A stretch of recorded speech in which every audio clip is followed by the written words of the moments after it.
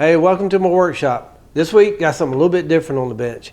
This, I believe, is an antique, wall-mounted, like elementary school or middle school type rack that was used to hold coats and backpacks. So it's not in great shape. It's got some issues.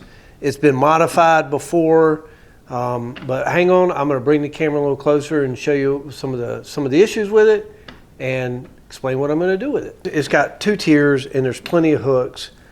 These are different dimensions. This one's like 56 and a quarter, and this one I think is just shy of 55 inches. So, and you can see where they've been cut before. This one has got 7 hooks on it. This one only has 6, including one outside the end of the bracket on this end. And then this top rack has got a big chunk cut out here and one on the other end. So the plan is just get it all apart. I'm going to get this wood cleaned up, measure it, figure out how long I want it to be, because I don't really like the bracket being right up against the edge. So I'm just going to figure out the spacing once I get everything cleaned up, and we'll go from there.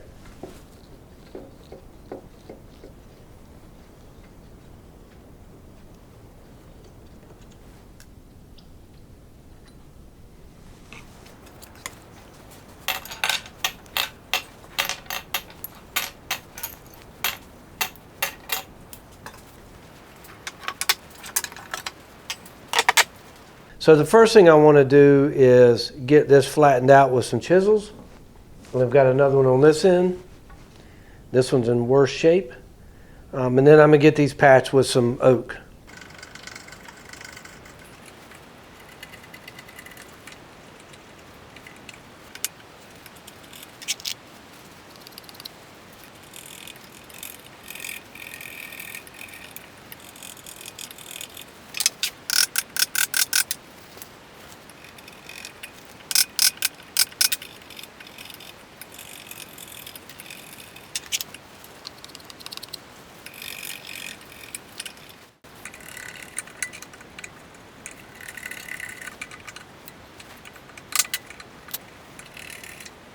Okay, I got my patch, rough patch fitted in here. It fits pretty good. I should have thinned this piece of wood down some before I put it in. I don't want to have to cut this much off once I get it glued in, so I'm going to do a rough outline here and see if I can shape this a little bit before I glue it in. I've got this piece to cut out. There's my dimension. I just put some blue tape on here and super glued it, so I don't have to get my fingers so close to this.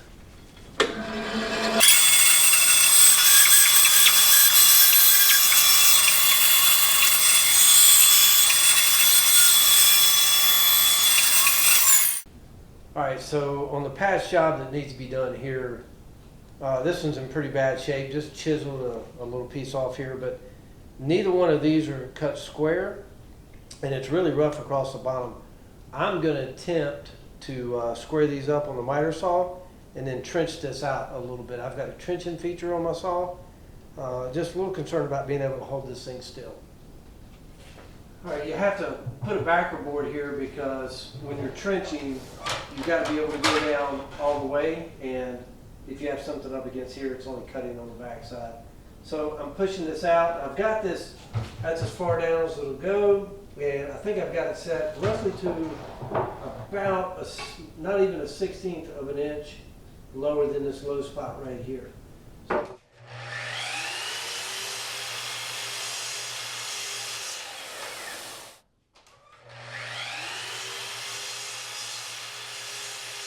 I'm going to get this indexed about where I think it needs to be, and then I'm going to tack glue a couple pieces of wood on here. Let's see if that'll hold it.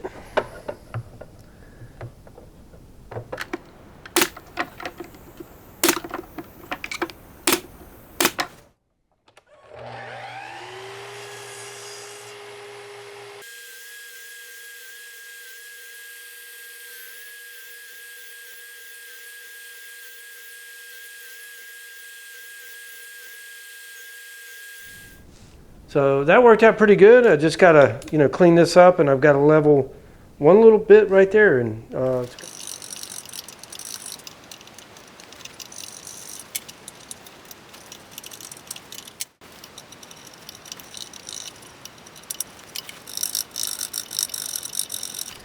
right, got my next patch cut. Fits in there pretty good.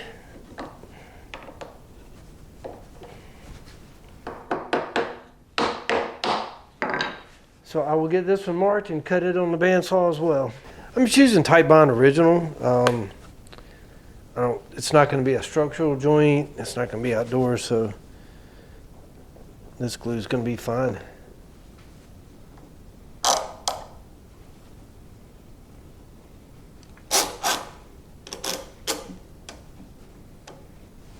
All right, both these rods have quite a bit of stickers and paint globs and just old sticker residue on it, so I'm not going to be particular how I get this stuff off. I just want to get it off.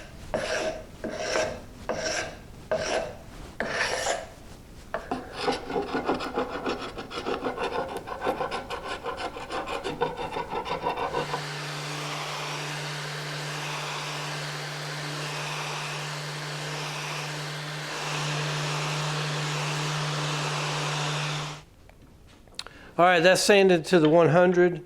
The next grit I'll use is 150, and I'll stop there. I'm not trying to go all the way down and get all of the color out of this grain.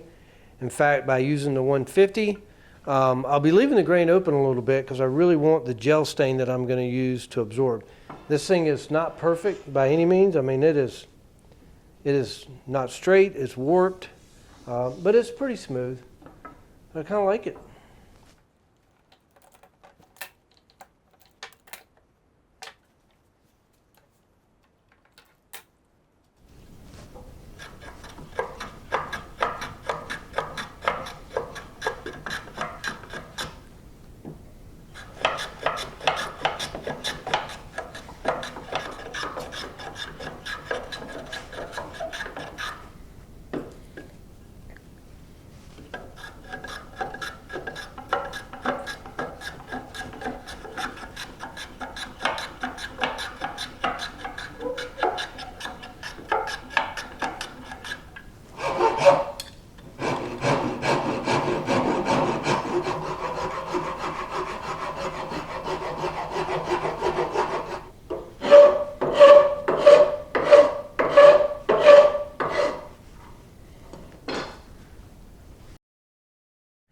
But what I've been trying to do is figure out how I want these to lay out. I plan on reusing the same holes. So I've got to get the spacing right on these. I've got to trim these and get them even. So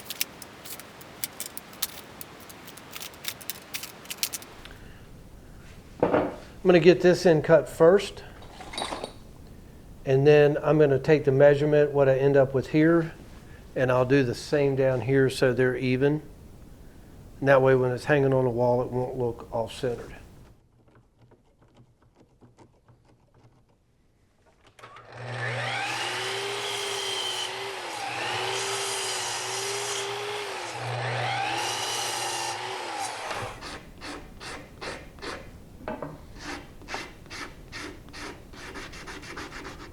Okay, my staining process for this project is going to be fairly easy and straightforward.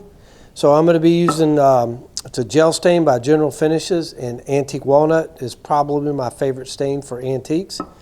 And really all I need from that is just a stirring stick, a rag to wipe it off with, and the coolest can opener on YouTube.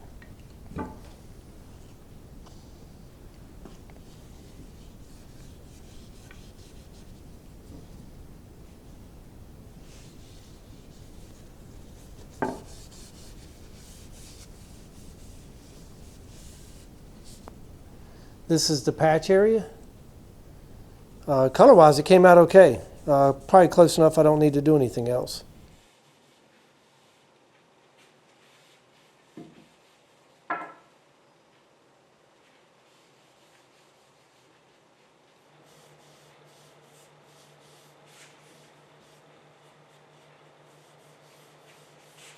All right, put the final coat of finish on. Really happy with the way it came out. It's a little shiny for my liking, so I'm going to get these temporary screws out. Then I'm going to rub it down with some 4/0 steel wool. Then I'm going to get a little bit of wax on it.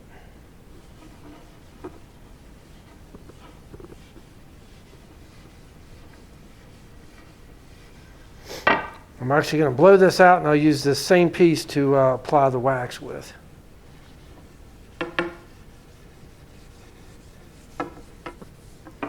All right, I'll let that dry up for a little bit, and then we'll buff it off.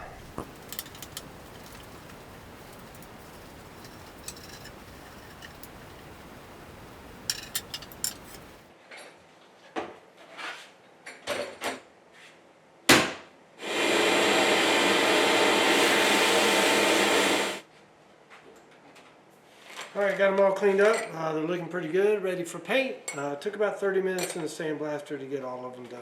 So I'd like to go ahead and clean all these screws up. I'd like to clean the old paint and rust off of them and then repaint them.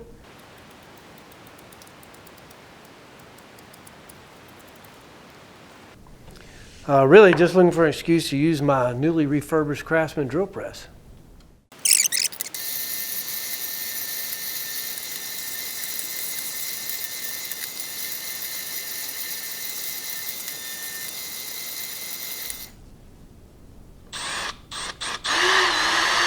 I wanted to show you how these came out. These came out really clean, but they're a weird color, almost like a copper color, but they're definitely steel because they were sticking to my magnet bowl.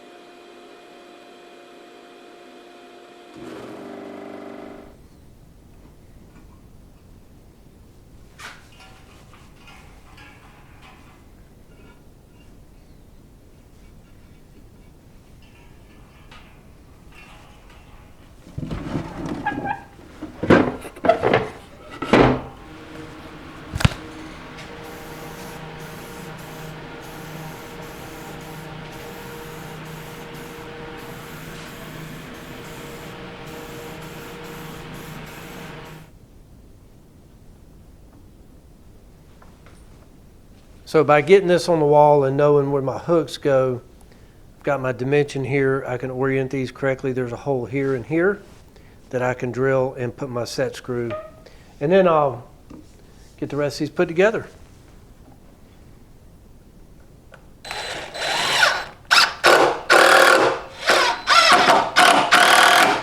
So you can see that this rod here's got a pretty severe warp to it. Well, originally it would have been hanging like that.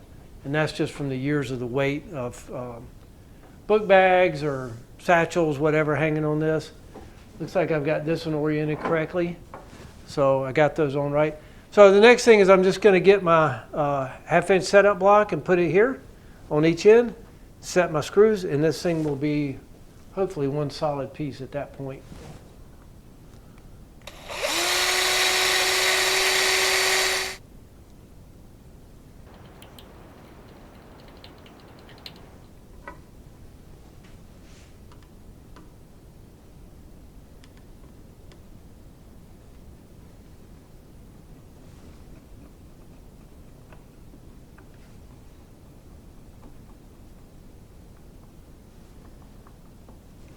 All right, I'm about done here, but I rigged up some 2x4s in my workbench to be able to support this thing and show you what it looked like here in the final. And when I did, the screws that I had put in here just were not holding very well. And I'm worried about moving this thing around. So I am going to cut up. I think I've got maybe some poplar or some thin Douglas fir or maybe a piece of maple that I'm going to make 2 4-inch wide strips that will go across, and that's going to be a lot easier to mount this in the house because I won't have to worry about these finding studs.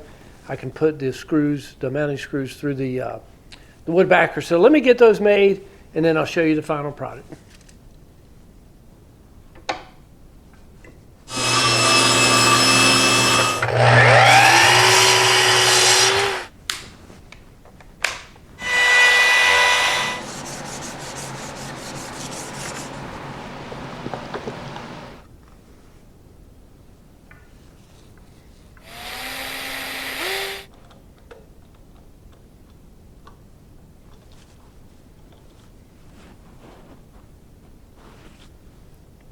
Okay, that's a wrap on this antique coat rack, backpack holder, whatever you want to call it. It's pretty cool, and I'm really happy with the outcome. Cleaned the rods up, made some patches where there was some wood missing, cleaned all the hardware up, sandblasted, painted it. And I've added these backer boards here, one to give it some stability so I can transport it as one piece. But when I install this, it's going in a converted attic space. Got to be able to attach this to the wood trim. Hope you enjoyed the video. Stay tuned. I will show you some shots after it gets installed and what this is being used for. Thanks for joining, and we'll see you on the next one.